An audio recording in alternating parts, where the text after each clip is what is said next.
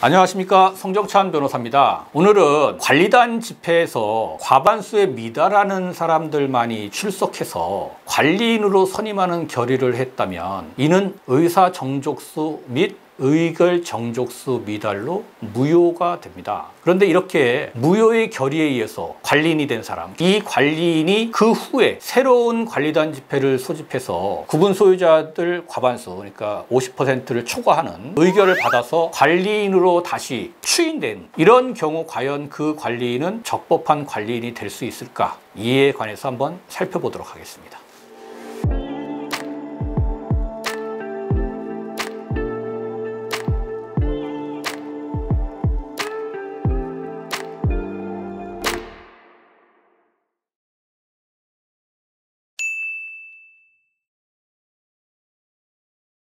일단 관리인으로 선임한 결의 자체가 무효이기 때문에 관리인의 지위에 있지 못하거든요. 그래서 관리인 지위 부존재 확인해소라고 하는 것을 제기할 수 있습니다. 그리고 또 다른 한편으로는 만약에 그 관리단 결의를 하면서 관리인 선임 결의만 한 것이 아니라 다른 결의도 했어요. 그러면 관리인 지위 부존재 확인해소를 할 때는 나머지 부분에 대해 다투기가 어려우니까 이럴 때는 아예 그 결의 자체를 몇 월 며칠자 집회 결의 취소해소라는 것을 제기하거나 또는 집회 결의 무효 확인해소라는 것을 제기할 수 있습니다. 그런데 집회 결의 취소해소는 제척 기간이라고 해서 일정 기간 내에 해야 되고 그 기간을 지나면 결의 취소해소를 제기할 수 없거든요. 그럴 때는 그 결의한 내용의 흠이 중대하다고 보면 결의 무효 확인해소를 제기하는 것이 가능하겠죠. 그럼 결의 취소해소의 경우에 제척 기간이 있다고 하는데 그 제척 기간은 얼마나 되나요? 네, 집합건물법 제42조의 2에 보면 다음과 같이 규정하고 있습니다.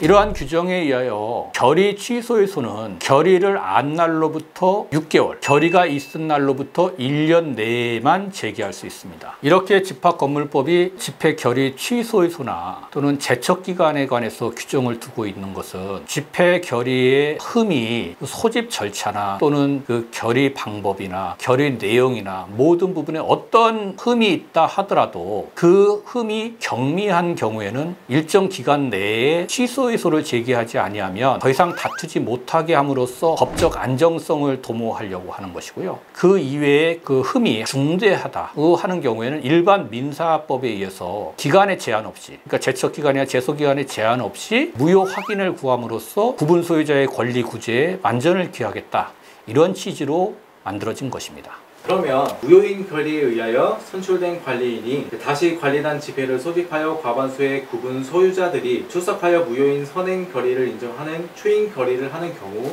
그 관리인은 이제 적법한 관리인이 될 수 있나요? 예, 적법한 관리인이 된다고 보는 것이 대부분 판례입니다. 다만 어떤 쟁점이 있었는데요. 이 쟁점은 그 선행 결의는 무효이기 때문에 선행 결의에서는 관리인은 선임되지 않았죠. 그래서 관리인 지위에 있지 않은 사람이 그 다음에 관리단 집회를 소집했는데, 관리단 집회는 소집 권한이 있는 자가 소집할 수 있거든요. 그런데 선행결의에서 관리인이 되지 못한 사람이 관리단 집회에 소집 권한이 없음에도 불구하고 소집을 했다면 후행결의도 소집 절차에 하자가 있는 것이 아니냐, 그래서 후행결의에서 추인된 것도 효력이 없는 것이 아니냐라고 하는 이런 논란이 있었습니다. 이에 대해서 대법원은 다음과 같이 판시했습니다.